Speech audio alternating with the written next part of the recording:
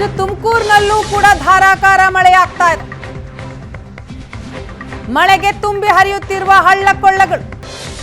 ಮಳೆಗೆ ಚಿಕ್ಕನಾಯಕನಹಳ್ಳಿಯಲ್ಲಿ ಸೇತುವೆಯೇ ಕುಸಿತಗೊಂಡಿದೆ. ನಂದಿಹಳ್ಳಿ ಗೊಲ್ಲರಹಟ್ಟಿ ಸಂಪರ್ಕಿಸುವಂತಹ ಸೇತುವೆ ಇದು. ಆ ಸೇತುವೆನೇ ಕುಸಿದಿದೆ. ರಸ್ತೆಗಳು ಕೆರೆಯಂತಾಗಿವೆ. ವಾಹನ ಸವಾರರು ಪರದಾಡ್ತಾ ಇದ್ದಾರೆ. ಹುಳಿಯೂರಿನ ಗ್ರಾಮಗಳಲ್ಲಿ ಜನಜೀವನ ಅಸ್ತವ್ಯಸ್ತಗೊಂಡಿದೆ. ನಂದಿಹಳ್ಳಿ ಗೊಲ್ಲರಹಟ್ಟಿ ಸಂಪರ್ಕಿಸುವಂತಹ ಸೇತುವೆ ದೃಶ್ಯದಲ್ಲಿ ನೋಡ್ತಾ ಇದ್ದೀವಿ. ಸೇತುವೆನೇ ಕಾಣಿಸ್ತಾ ಇದೆ. ನೀರಿನಿಂದ ಆವೃತ ಆಗಿದೆ. ಮನೆಗೆ ಮಳೆ ನೀರು ನುಗ್ಗಿದೆ. ಜನ ಪರದಾಡ್ತಾ ಇದ್ದಾರೆ. ಜನಜೀವನ ಅಸ್ತವ್ಯಸ್ತಗೊಂಡಿದೆ. ಮನೆಯಲ್ಲಿದ್ದಂತಹ ವಸ್ತುಗಳೆಲ್ಲವೂ ಕೂಡ ನೀರ್ಪಾಲಾಗಿದೆ. ಚಿಕ್ಕನಾಯಕನಹಳ್ಳಿಯ ದೃಶ್ಯ ಇದು.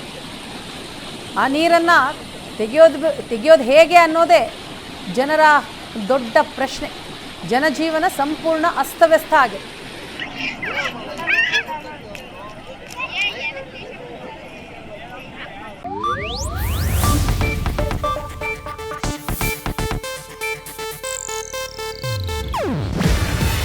ಇದು ಏಷ್ಯಾನೆಟ್ ನ್ಯೂಸ್ ನೆಟ್ವರ್ಕ್ ಪ್ರಸ್ತುತಿ. ನೀವು ನೋಡ್ತಿದ್ದೀರಾ ಏಷ್ಯಾನೆಟ್ ಸುವರ್ಣ ನ್ಯೂಸ್.